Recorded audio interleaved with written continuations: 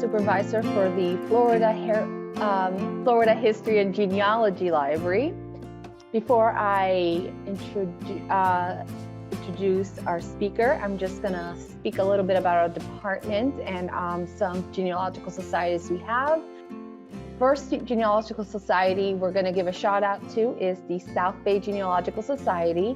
They're an active society that meets regularly in the Sun City Center. They put out a wonderful newsletter every month called Links that you can find here at the library.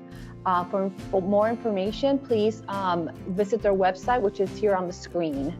I would also like to shout out to the Pinellas Genealogy Society. They host meetings that are open to the public every third Saturday of the month at 11 a.m. They do a lot of community events. They do classes, field trips, and you can find them on their website at pinellasgenealogysociety.com. Now that I've let you guys know a little bit about the different organizations that we partner with, I would like to introduce our speaker, Mr. Fred Hearns. Fred Hearns is, he was born in the Bronx, New York, but he grew up here in East Tampa, Florida. He has a master's degree in Africana Studies from the University of South Florida. Fred is an active member of the Hillsborough County community. He was the founding president of the 78th Street Alliance, which spearheaded the construction of the 78th Street Community Public Library. He was also the founding president of the George S. Middleton High School Alumni Association, and he advocated for construction of the new high school. So we have him to thank for a lot of our new buildings. He's also the founding president of the Ada T. Payne Friends of the Urban Libraries, which led to construction of our Robert Saunders Public Library, where we also have an African Americans genealogy department that you can find out more about in our handouts. Fred Hearns is currently the curator of Black History at the Tampa Bay History Center. And you can find more about his background in our handout, and you can reach him by emailing him at fhearns@tampabayhistorycenter.org. And now here is Mr. Hearns with Tampa's amazing Richard Doby and the legacy of Dobyville. Thank you. Thank you, Carmen, and I want to welcome everybody to this webinar. This is a wonderful topic that we're going to be discussing for the next few minutes.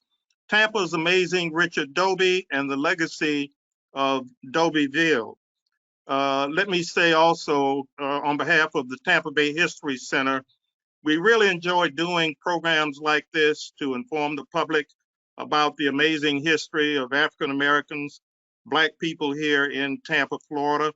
The Tampa Bay History Center is at 801 Water Street in the Channelside District. And again, I'm at fhearns@tampabayhistorycenter.org, and I believe the screen has a phone number also. So please reach out to me if you wish to have programs like this dealing with topics concerning local Black history. That's what we're here for. So let's talk about Mr. Richard Doby. You see before you a historic marker in the area of West Hyde Park, and early on in the 1880s, that section was called Dobyville. It was named for Mr. Richard Doby, and this is a part of our history that many people are not aware of. By the 1920s, Dobyville was one of Tampa's primary African American neighborhoods. The approximate historic boundaries went from Gray Street on the north to Horatio Street on the south, from Rome Avenue on the west to Willa Avenue on the east. Now, Mr. Doby's grandparents came to Florida from South Carolina, as did many Black people during the late 1800s. One of the reasons that I'm sure they came here was because they wanted to get away from the plantation, I guess, historic ties to a lot of the areas in the Deep South. And Florida had the reputation of not having that legacy of brutal chattel slavery. And there was work here in Florida. So the senior Doby settled in Alachua County, where Gainesville is. And then later on, the Richard Doby, for whom Dobyville is named, came to Tampa. This historic marker was erected in 2007 by the Hillsborough County Historical Advisory Council. And it's one of the few, I guess you can say, symbols that there ever was a place named Richard Doby. Mr. Doby, again, was founder of the area named for him called Dobyville. And again, it was West Hyde Park, the west section of Hyde Park. In 1882, James Watrous built one of the early homes in the Hyde Park community. This was at 1307 Morrison Avenue. And that was about the same time that the railroad came to Tampa. Henry Plant brought the railroad here. Of course, in 1891, he built the Tampa Bay Hotel, which is now home to the University of Tampa. And in 1885, Vicente Martinez Ybor came to Tampa. And shortly after that, we had the birth of this massive cigar industry here that was the major business in Tampa for many, many years. And one of the leading major industries in the state of Florida, the cigar industry. All of that brought a lot of people to Tampa. Obadiah H. Platt, that's a name I'm sure many Tampans are familiar with. Platt Street is named for him. The Platt Street Bridge, named for Mr. Platt, also came to Tampa in 1886. And he settled in Hyde Park also, primarily what we would call the other side of Hyde Park, the eastern side of Hyde Park, while Richard Doby settled in the western side of Hyde Park. Mr. Platt bought 15 acres of land west of the Hillsborough River, and again, Platt Street is named for him, and he began to develop that section at the same time that Mr. Doby began to buy property west of there in what was called West Hyde Park and eventually Dobyville. Mr. Doby was a very shrewd man. He was a brilliant man, even though he didn't have much formal education, as many African Americans at that time did not. There just were not schools, and there was no encouragement for many Black people to go to school and stay in school and go to college and do all those things that sometimes we take for granted now. That was not the case in the late 1880s. Very few Black people went as far as graduating from high school. But Mr. Doby, again, was a brilliant businessman. He started an ice delivery business. Then he became a collector of trash. And then he began to purchase real estate. And a lot of that real estate he bought and wound up donating to the Black community.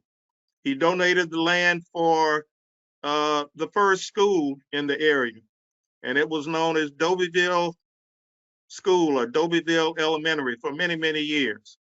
And there were some other things he did with the money that he was able to generate through his businesses. Okay, so this is where Mr. Doby lived. Originally at 201 Oregon Avenue, then later he moved to 1405 Azile Street. Again, he bought land all over Tampa, and one of the major investments that he made on behalf of Tampa's Black community, he purchased the land for the Zion Cemetery in 1884. It was 1901 when the cemetery formally opened as a cemetery, but Mr. Doby bought that land in 1884. He purchased about 3 acres in the 3800 block of North Florida Avenue, where now we have the Robles Park Public Housing Development, Robles Park Village. And many of you, if you followed the news over the last few years here in Tampa, you know that the existence of the Zion Cemetery came to light a few years ago in the newspaper article. There have been TV reports and all types of stories written about the Zion Cemetery since that time. Mr. Doby buried his son there in the 1920s. And the final burial was made there around 1923. But by that time, there were hundreds of Black people buried at Zion Cemetery.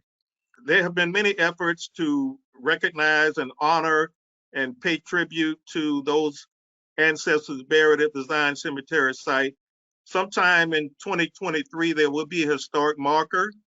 The plan is for that to be visible from Florida Avenue with all of the busy traffic that flows north on Florida Avenue, just a block or two south of Martin Luther King Boulevard. So there would be one day a historic marker to point out that this was at one time the Zion Cemetery, which many of us believe was the first cemetery dedicated to Black people alone. So land for the school that Mr. Doby donated was located at 307 South Dakota Avenue. And his family was also very involved in the St. Paul African Methodist Episcopal Church, or AME Church. The current red brick building, that beautiful historic red brick building that we see on Harrison Street downtown between Marion and Morgan, was part of the 1912 construction that Mr. Doby contributed to. And so that's another landmark in our community that we have a direct tie to Richard Doby with the funds that he donated and the effort he put into the St. Paul AME Church, which was the first African Methodist Episcopal Church in Tampa. Let me say that for many, many years, this sanctuary served for more than a church. It was the largest Black-owned meeting place in Tampa. It would hold over 800 people when all of the rooms were filled. And we had many dignitaries, including Dr. Martin Luther King, Thurgood Marshall, Rosa Parks, President Clinton, and many other folk whose names you would recognize if we call, who visited, spoke at, and supported St. Paul AME Church.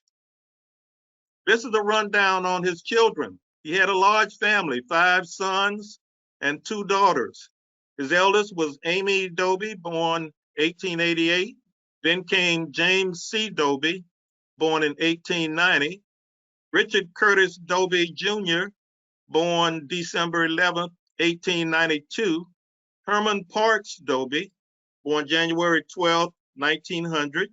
Ernest Doby, born 1903.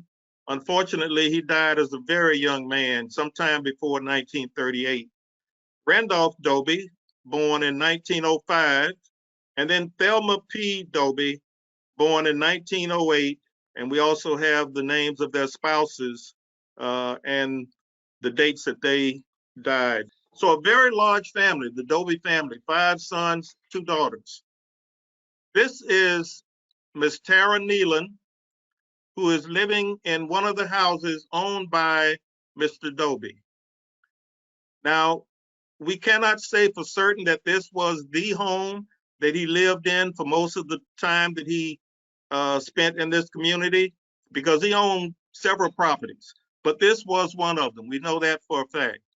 And so this young lady who you see sitting on the porch is a very pleased homeowner that she owns a historic home. And there is an effort, and there has been for a few years, to create a local historic district that includes much of Dobyville, which currently does not sit in the Hyde Park Historic District. So there are discussions going on right now to change those boundaries to include as much as possible of the Dobyville area that is currently not in the historic Hyde Park District. And those efforts are going on right now. In fact, I think there's going to be a meeting in the next few weeks before the city to discuss that possibility.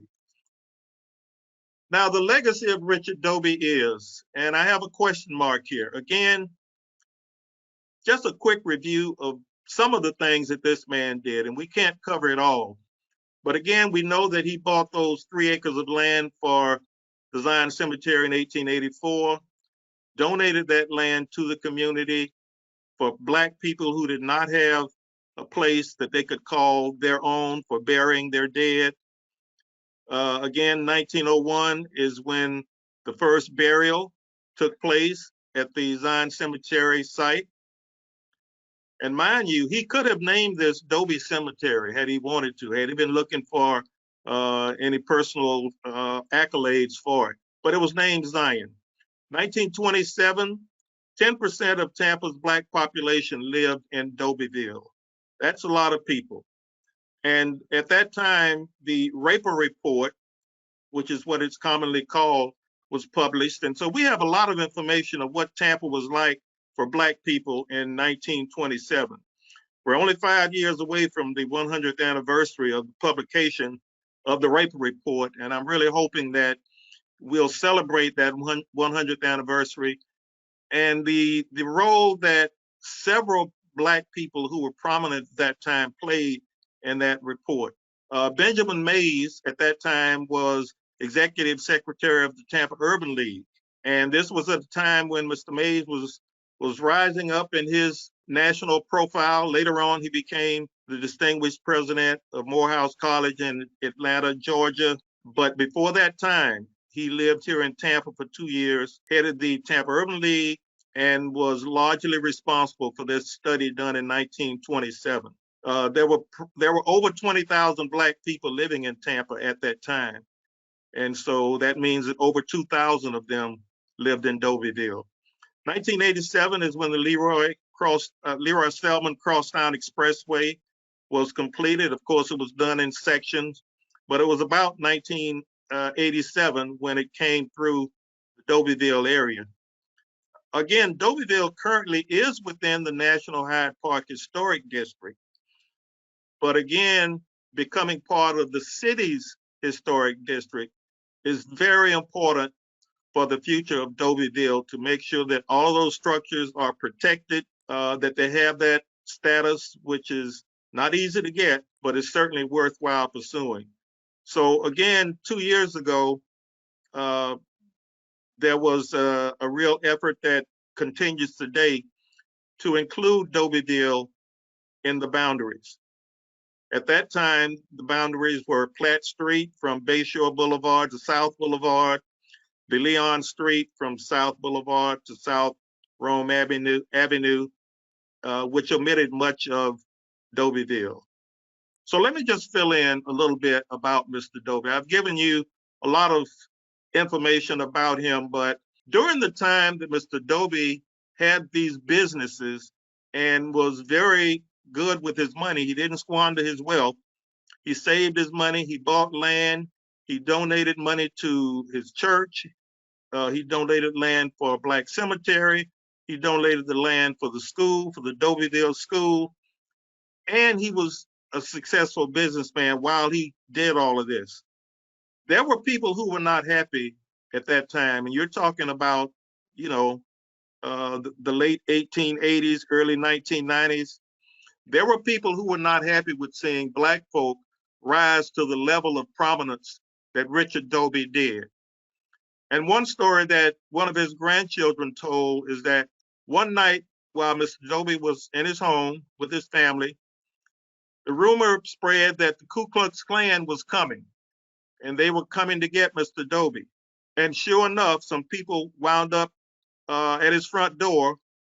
He was able to sneak out of the back, and as his granddaughter told it, he crawled on his hands and knees for quite a distance until he could get away from those people who were there at his home to do harm to him and to his family.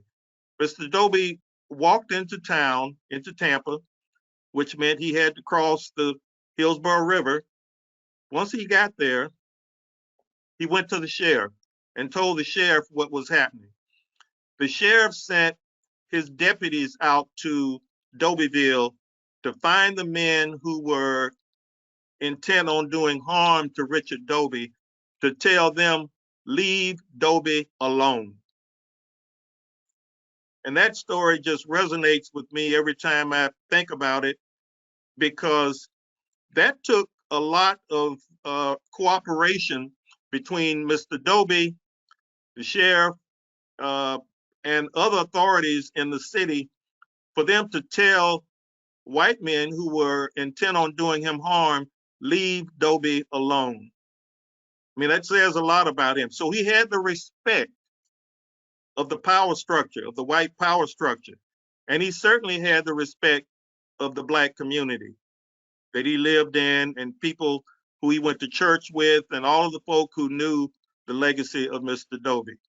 So some of the information that I have shared with you comes from a book by Dr. Bob Kirstein, published in 2001. If any of you are interested in it, Politics and Growth in 20th Century Tampa. Bob Kirstein has been a friend of mine ever since this book was published. That's really when I met him. It has an excellent history of Tampa, not just the Black community in Tampa, but of the city as a whole. But in virtually every chapter, he makes sure that he includes information about what was going on in Black neighborhoods at this time, while the city continued to grow into the city that it is today. Also, Dobyville, Tampa's once thriving community of African Americans, now essentially gone, was a report done by WFLA TV in 2019. And there have been other reports about Dobyville. Paul Guzzo did Neighbors Want Tampa to Preserve Dobyville, a historic Black neighborhood, in an article in the Tampa Bay Times Life and Culture History section in 2021. So here's my question, and it's a rhetorical question. Why isn't Doby a household name in Tampa? Why haven't many people, and I'm sure those of you who are listening to me now, you may have heard of Dobyville, but I can guarantee you there are many, many more people who've never heard of Dobyville, never heard of Richard Doby.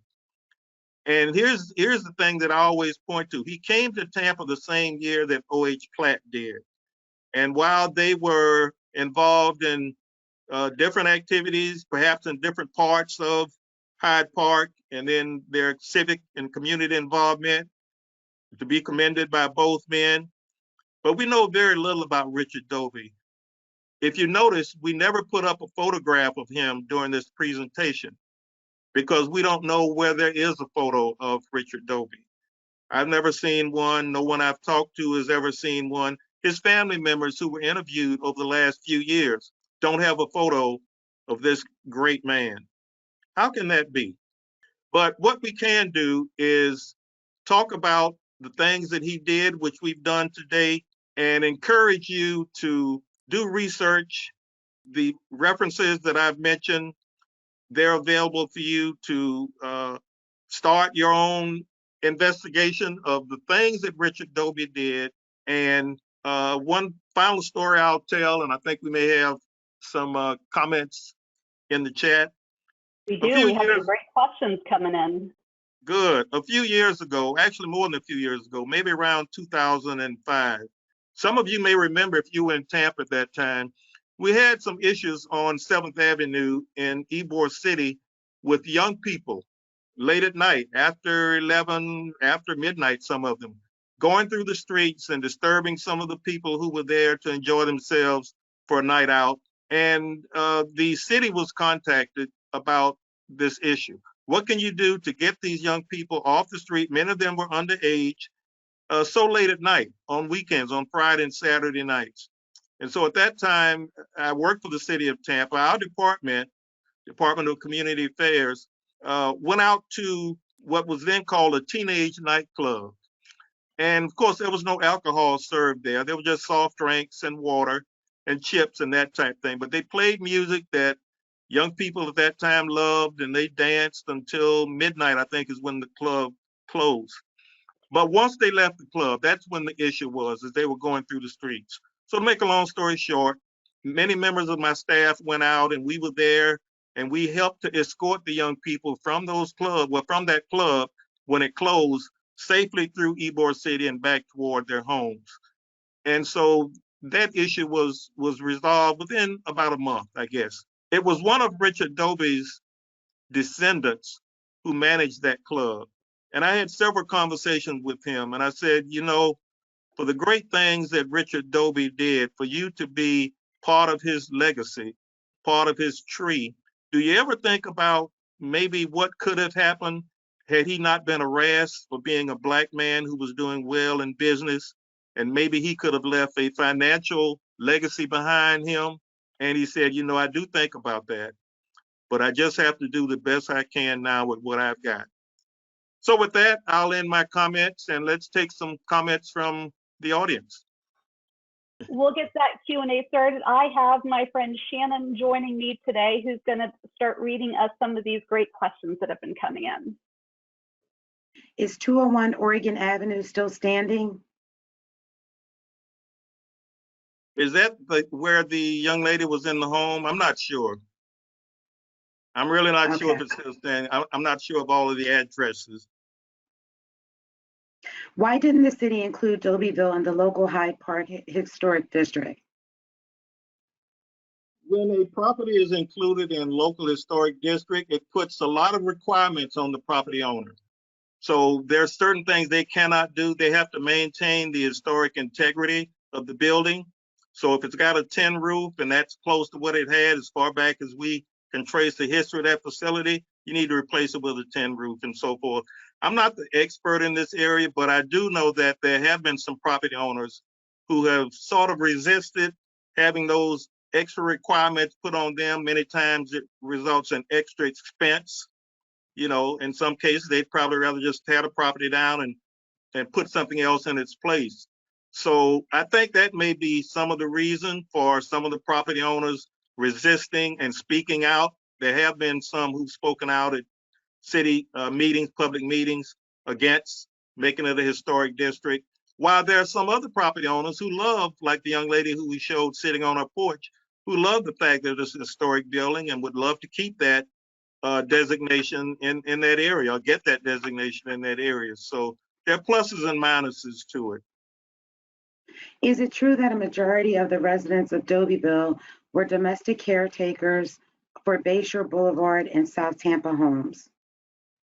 Quite a few were, but I'm a little hesitant to say the majority, because during the days of segregation, there were certain neighborhoods you could not live in. And so Black people were, if you were going to live in Tampa, Florida, you pretty much had to find a space in Dobyville, or sections of West Tampa, or sections of East Tampa, or sections of Port Tampa, or areas in Sulphur Springs. And so there were not a whole lot of options that you had. It didn't matter how much money you had or what your title was. So there were professional people living in Dobyville. They were not all servants, and quite a few were, but I would say that that split was not as one-sided as most people might think when they think of folk doing. My grandmother, for example, did what they call days work. And days work meant you were made one day at a time.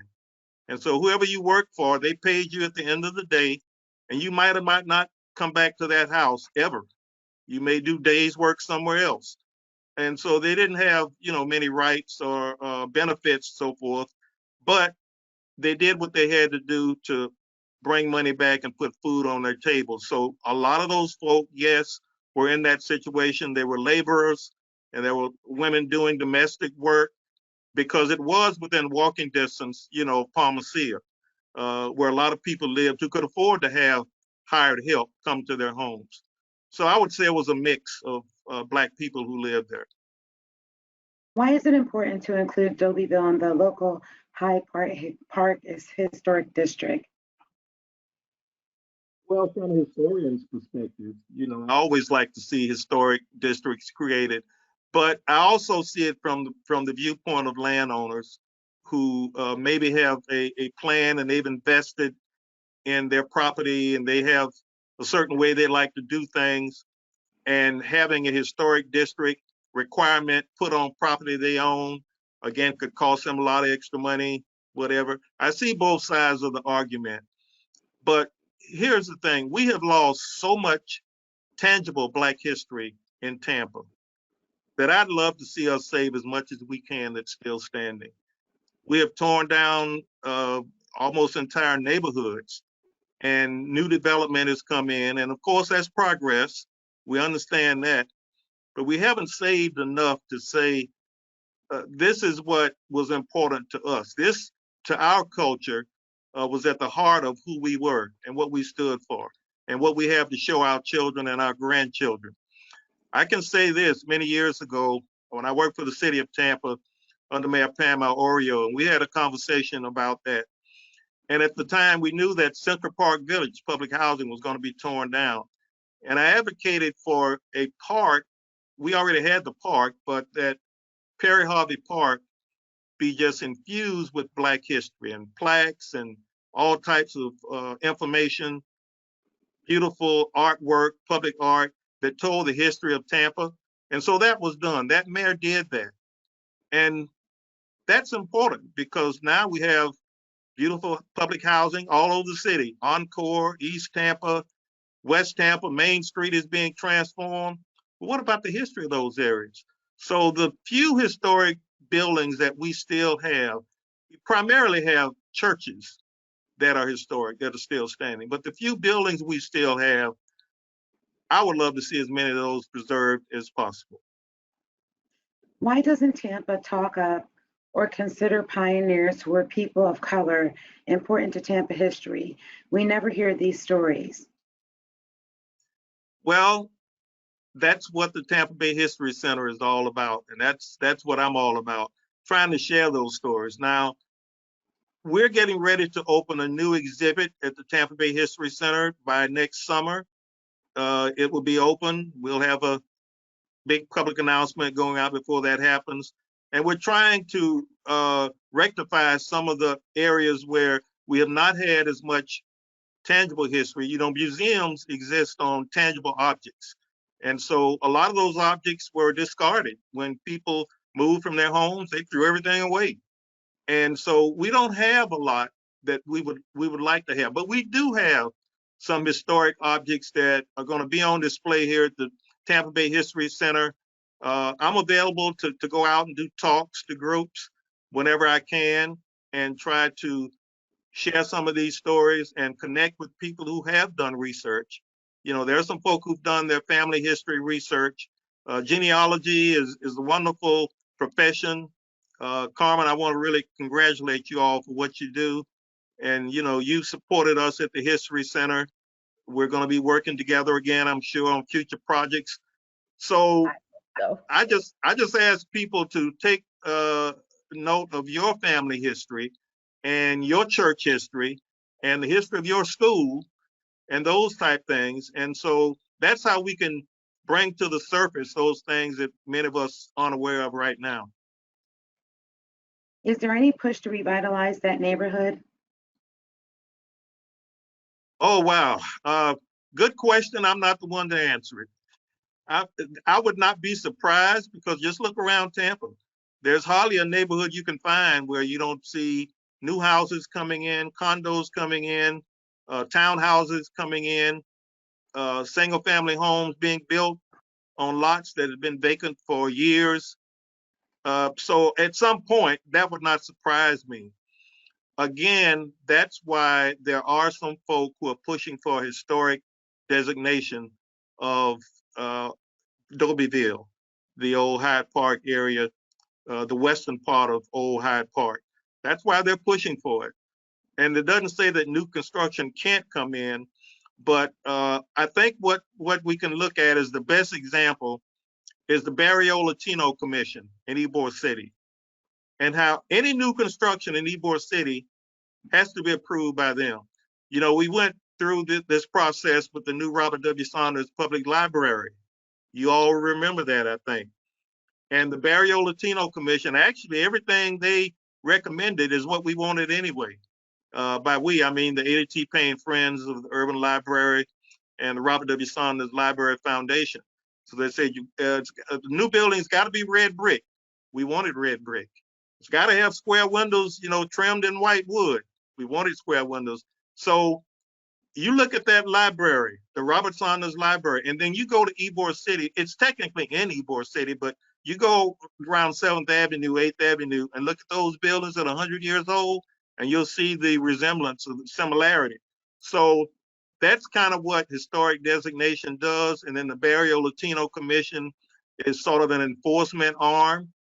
And so that's why a lot of people oppose it. They don't want any more rules and regulations put on what they do with their property, but that's also why some people embrace it. In a recent media presentation, former Dobyville residents, elementary school attendees said that they could not venture into an area where the historical marker is located due to racism.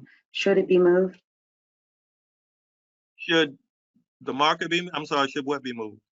Yes, should the marker be moved? Some residents said they could never go into the area where the marker was located due to racism. So should the marker be moved? I'm not sure I understand the question. I mean, racism was in the air all over at the time that Mr. Doby lived. So I don't think I understand the question. I'm sorry. Maybe it's just I'm slow today. Racism was everywhere. I mean, I don't know if that answers the question. Do you support adding the designation and why?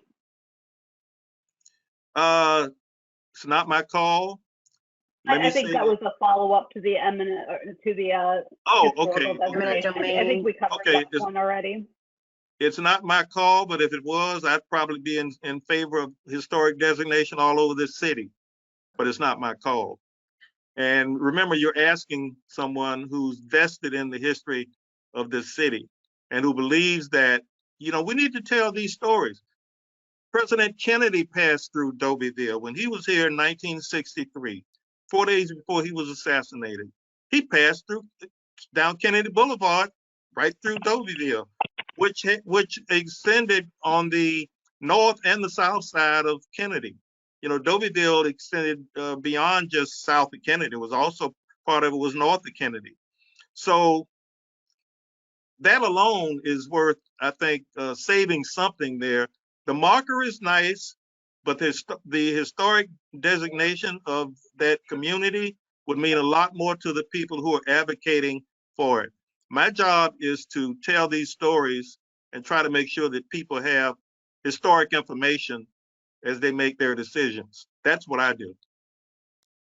Any update on preserving the Jackson House?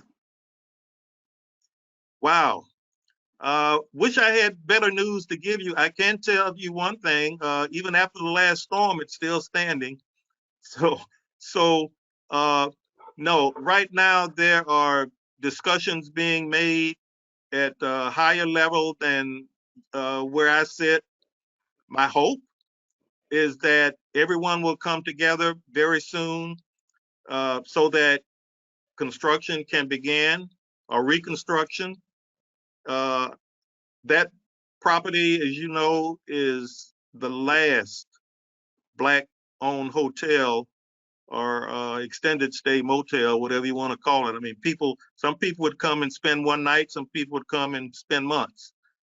It's the last one we have where Black people own that property and operated that property in the city of Tampa. So I'm certainly hoping that the coming months will bring about a resolution between the parties who are involved, and they can start making progress on that property. Because one day we'd love to tell many stories that we really don't have a venue to tell them in right now. We have the Tampa Bay History Center, but actually having an opportunity to tell these stories and have programming in that house where these well-known entertainers came and stayed would be amazing. I mean, I'm looking forward to that, but I don't have a timetable as to when that will happen. The history in those walls. Yeah. Absolutely. Willie Robinson was a friend of mine. The last owner of the Jackson House, Willie Robinson, was a friend of mine from 7th grade through up until the day that he passed. And I know what it meant to him and his family. And that's something that we need to share with the world. So let's hope something good happens in the coming months.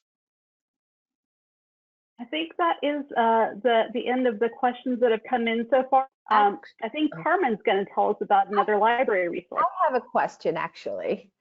Oh, love it. What was living in Dobyville like? Was it just houses, or were there also shops, organizations? What was the daily life like? Yeah, I've talked to people who actually grew up in Dobyville, and it was like a little village. So there were small stores, there were shops, there were small businesses. Uh, there was at least one church, an AME church, Mount Zion. And so it was like a little town for Black people, a sort of a safe space. So with the school there, uh, that was a tremendous asset to that community because, you know, the children had somewhere they could go to get a basic education that wasn't, you know, across the river or, you know, a long distance away from where they were, because they were sort of isolated there. There was a larger Black population in West Tampa, but, you know, that's a pretty good distance from Dobyville, for especially for children to roam. So it was like a little small village where you were welcome and you knew your neighbors and you went to church and you went to school. And there were probably a lot of people who, especially children, who didn't work anywhere. There were probably times when maybe a whole week would go by. They wouldn't leave Dobyville. Everything they needed and had was right there: school, church, and their homes. And that's again why it's so important to try to save what we can. So that same principle applied to other communities in Tampa where there were Black people. I know there were times in my neighborhood in East Tampa when I didn't leave East Tampa for weeks at a time. When your home is there, the corner grocery store is there, your church is there, your school is right down the street.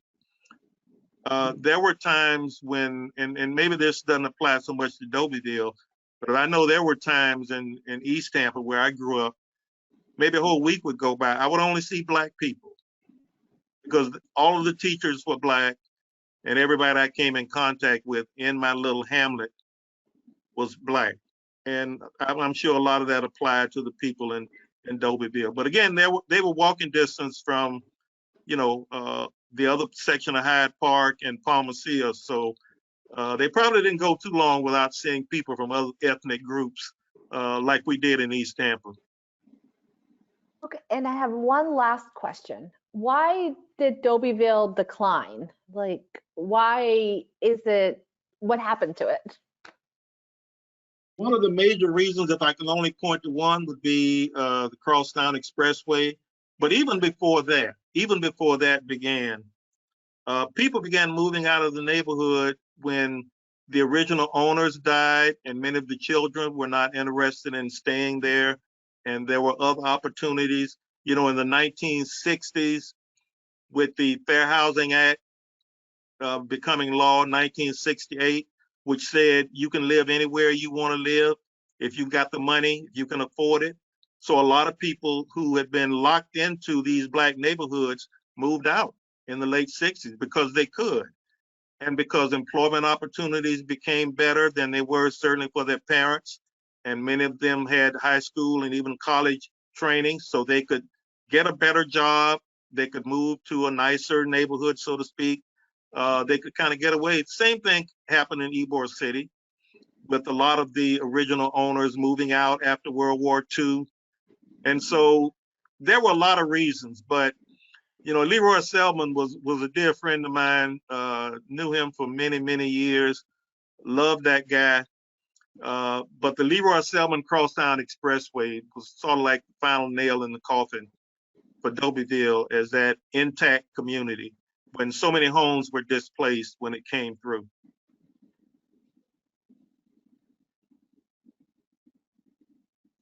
All right, so folks, if you have more questions, feel free to keep typing those into the box. If we have time, when we get to our contacts page, we might get a few more questions in. But in the meantime, I'm gonna let Carmen tell us about this great book we have up on the screen.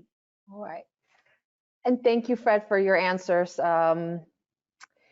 Yes, if you would like to continue the experience at home, you can learn more about the history of African Americans in Hillsborough County. We are recommending one specific book, The African Americans of Tampa. And this book is part of the Images of America series. So what it has is pictures lots and lots of pictures with little anecdotes that explain the context of the pictures. And this book is available for checking out at the library and also online on Libby and on Hoopla. So this might help you visualize the history of African Americans in Tampa better, because otherwise there aren't that many pictures out there. Some of the pictures are from our own collection of the Berger brothers that we have here at the library. And so you can have copies of them just by contacting us. And you can decorate your home with, you know, the history of our communities. Also, I just want to say that the books that Fred referenced during his presentation are also available. So I'm recommending this one book, but both the Family Records of African American Pioneers and Politics and Growth in 20th Century Tampa are also available at the library. And of course, you can find either of the articles through our databases. So there's definitely lots there.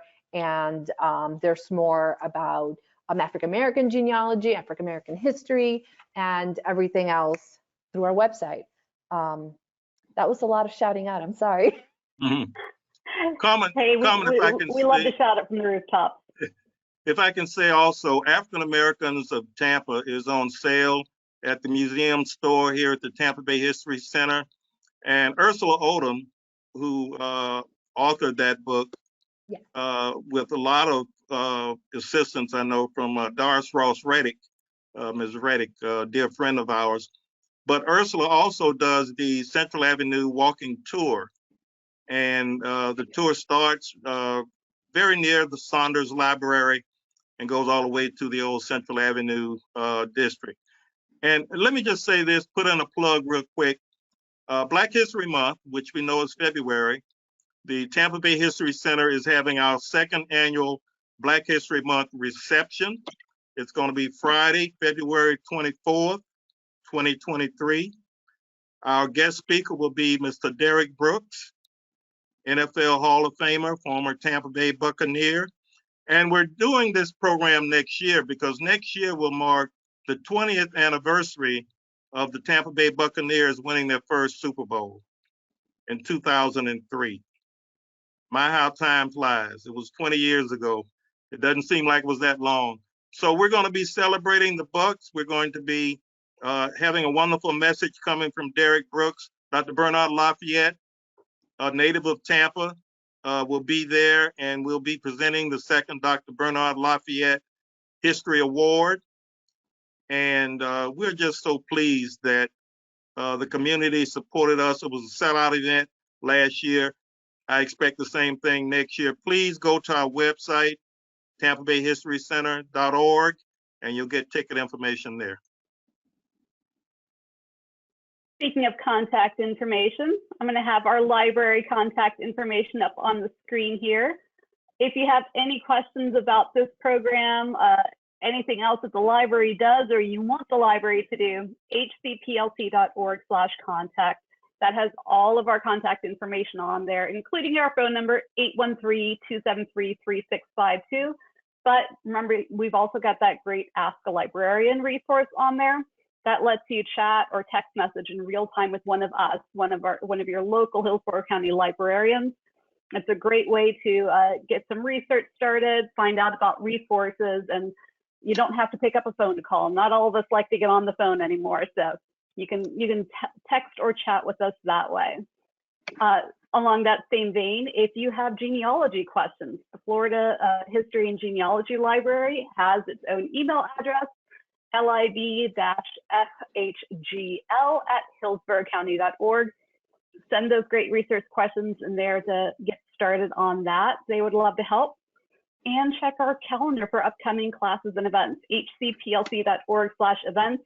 This is the last session of our festival today. So unfortunately, it's the last one for today, but keep your eye out on that calendar for other great events that will be coming up. We do have just a couple more minutes here, so if there are any last minute questions, feel free to put those in. I'll read one more that came in here. There was a question that came in, Mr. Hearns, on if you see eminent domain happening in East Tampa. In East Tampa, Mm-hmm. it's possible if there's a large government sponsored project and where the decision has been made by city council, the mayor and administration, that there's more benefit to the community by replacing existing structures or purchasing existing vacant land with some project that is going to be for the better good, then that decision could be made. I mean, it has been made in many instances over the years. So I don't know which section of East Tampa that might happen in, but again, as we see growth all around us, my old neighborhood doesn't look like my old neighborhood anymore. And that's just happened in the last 10 years, maybe. So it would not surprise me. I have not heard of any major projects coming other than the Fair Oaks Park project on 34th Street.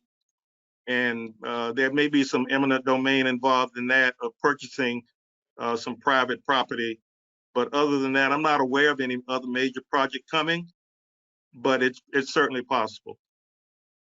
And I'll say that, you know, some of these questions are a little outside of the scope of what we can answer directly, but if local history and this kind of local preservation is really important to you, if this is something that you feel strongly about, this is where local elections are really important. A lot of folks will focus on the big elections that happen, you know, every 4 years, but the local elections are where decisions like this really get made. So remember, you can register to vote at your local libraries. So if you want to do that, you can check your voter registration status online, register to vote at a library. Local history gets decided by local politicians, so get involved. Exactly, and if I can say, if we have a few seconds, Sure. Some people may wonder, why is history important? Why don't we talk about this? This is in the past, it's already happened. Let's just look toward the future. I had a young man at USF ask that question not too long ago. And, you know, I use history as a tool to learn how to navigate the future. We can learn so much from history. Another word for history might be experience. Would you want to go to a dentist and have someone pull a tooth who's never pulled a tooth before? Or would you want someone who's had experience? You know, you want someone who's had the background. And that's why history is so important. I mean, there's nothing new under the sun. I heard that saying a long time ago. I didn't believe it. I think I kind of believe it now. You know, people change, circumstances might change. Human nature doesn't really change that much. And if we read history, again, Bob Kirstein's book is wonderful for people who want to learn what happened to Tampa. How did we get where we are from this little village that we used to be? And when you read about how the city developed, and then you pick up the newspaper whenever it's published, it's not published every day like it used to be, the local newspaper. But when you read the news or you watch TV, a lot of things don't surprise me because I know a little bit about the history. I say, okay, here we go again. This is happening again. If we lived our lives that way, I think we'd be grateful for learning these lessons of the past. That's why history is so important. I hated history when I was in school, in elementary school, and junior high, and even high school. I had to become an adult to appreciate, you know, the more we learn about where we've been, the better we can predict where we're going. So just wanted to add that. Carmen, did I see that you might have had one more question? There was one last question on the question, will there be other Black satellite museums? That was all. Quite possible. People have heard about the Jackson House. That's a real good possibility for the Tampa Bay History Center to be involved. There may be others that, you know, we can't confirm right now. Let me tell you one that we've been very active with for the last couple of years. Many people may not be aware because it's in Hernando County. Chinsegut Hill, 5 miles north of Brooksville. A lot of people at University of South Florida have done retreats there, and they've kind of familiar with that property from a few years ago. But we do tours there on the weekends. May 20th next year, May 20th, which is the Florida Emancipation Date. Okay, I know there are other dates that we celebrate, but the Florida Emancipation Date was May 20th, 1865. And so May 20th next year, which is a Saturday, we're going to have our second annual Emancipation Day celebration there at Chinsegut Hill. And that was the former site of a plantation type home where at one time, altogether, there was some 60 Black people who lived on top of that hill. Many of them are buried in that area. So we're doing a lot there to tell that history, because we still have the house this was, I think, the third edition of the original home that was built there, but it's on the same spot where these Black people lived with the white owners. So we tell those stories. So, I mean, that's what we're involved in right now. We'll see what the future holds. And, you know, I'm excited about it. And it's a beautiful house. It is. All right, I think that wraps us up for our questions for today. Thank you again so much, Mr. Hearns, for joining us today. We always love talking to you. You always have so much great information to share. So thank you. Thank you. Carmen, thank you for putting this whole schedule of events together for us today. And thanks to my tech support crew helping me out filtering through these questions. So thank you again to everyone else at home for joining. And remember, you can catch up on all these programs on our YouTube channel at Tampa Hills Live. We'd love to see you there later. Bye, everyone. Bye. Take care.